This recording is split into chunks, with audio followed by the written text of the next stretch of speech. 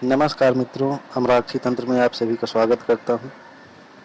आज मैं आपको एक ऐसी विधि के बारे में बताऊंगा जो कि पूंछा लेने की विधि है, जो अभी तक आप लोगों ने YouTube में कहीं भी नहीं देखा होगा और ना ही सुना होगा। तो ये एक ऐसी विधि है जिसको लौंग को जल में डालने पर वो अंदर डूब जाती है और सीधे जाकर खड़ी भी हो जाती है। ये विधि जो है पूंछा लेने की एक बहुत ही उच्च कोटि की विधि है, जिसे अभी तक YouTube में नहीं देखा गया है और ना ही शायद बहुत कम लोग जानते होंगे। मैं ये तो नहीं कहूँगा कि कोई लोग नहीं जानता।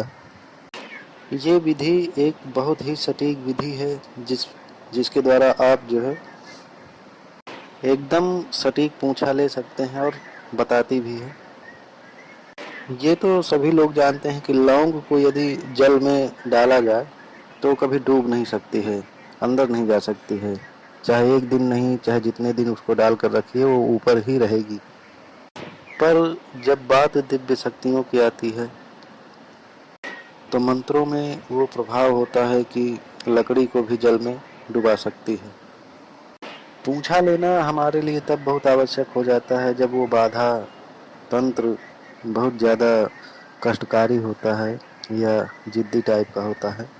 तो उसी समय हमको पूंछा लेना ज़रूरी हो जाता है, ताकि हम जान सकें कि आखिर कारण क्या है, कहाँ से आया, कौन भेजा, या कोई गलती हुई, या रास्ते में पड़ा हुआ उस संबंधित देवी देवता का कोई भोग प्रसाद लांघ गया है कोई, तो उससे वह रुष्ट हो गया हो।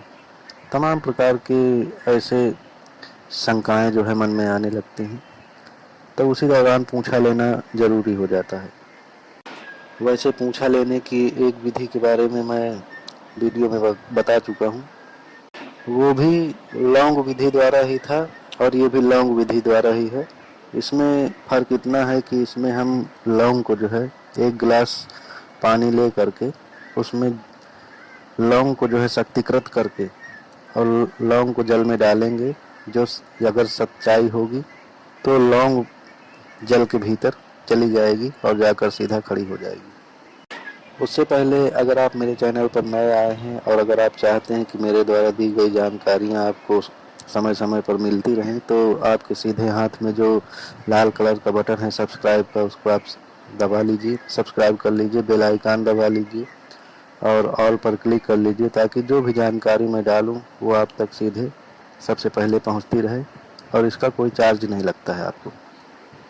तो आइए अब मैं आपको बताता हूँ इस विधि के बारे में। सबसे पहले आपको एक गिलास में जल भर लेना है, शुद्ध पवित्र जल, और 2 अगरबत्ती आपको ले लेना है, जिसे इष्ट देव के नाम से जो है आवाहन करेंगे, जला करके वहाँ पे रखेंगे सुगंध के लिए। और अगर आप सिद्ध हैं तो एक नींबू ले लीजिए, एक नारियल। अब लौंग को हाथ में ले करके 5 या 7 लौंग हाथ में ले लीजिए और उसको अपने मंत्रों से अभिमंत्रित करना है।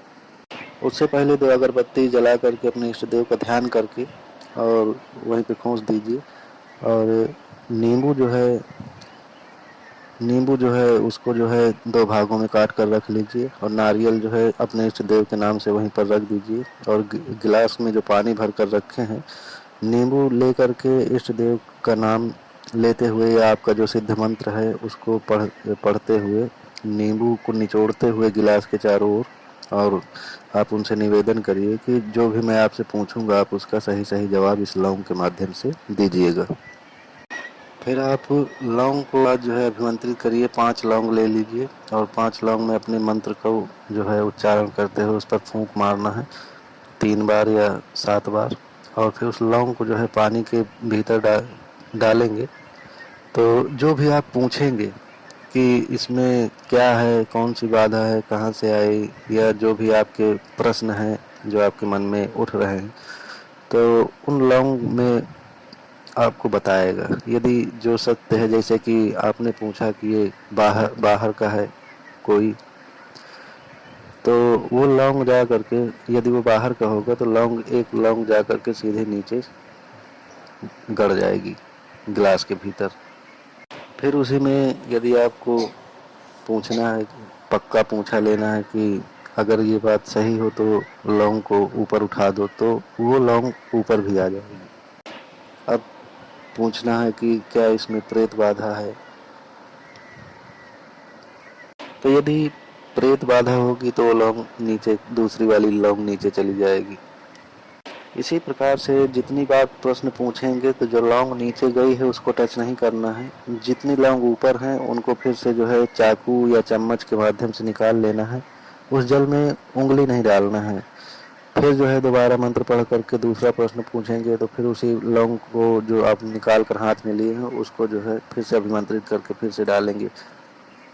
इसी प्रकार जैसे आपका कोई एक और प्रश्न है कि जैसे क्या ये किसी ने किया है, घर का है, परिवार का है, कहाँ का है, तो इस प्रकार से एक एक प्रश्न करके आप जो है उस लौंग के माध्यम से पूछा ले सकते हैं।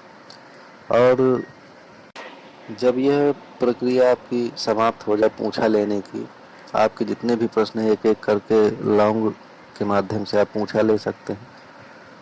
उसके बाद आप उस नारियल को जो है तोड़ दीजिए वहीं पे जिस देवी देवता के नाम से आप, शक्तियों के नाम से आप जो है पूछा ले रहे थे, उसी के नाम से आपको उस नारियल को वहीं पर तोड़ देना है। और जो आधा नींबू बचा है वो उन्हीं देवता के नाम पे निचोड़ देना है जमीन पर। तो ये थी आज की जानकारी। मिलते हैं अगले वीडियो में, तब तक के लिए जय माता की। और अगर अभी तक आपने चैनल को सब्सक्राइब नहीं किया है तो कृपया करके सब्सक्राइब कर लीजिए, ताकि जो भी जानकारी मैं डालूँ वो आप तक सबसे पहले पहुँचे। मिलते हैं अगले वीडियो में, तब तक के लिए नमस्कार। अगली जानकारी मैं आपको दूंगा चावल के बारे में, चावल से कैसे पूछा लिया जाता है।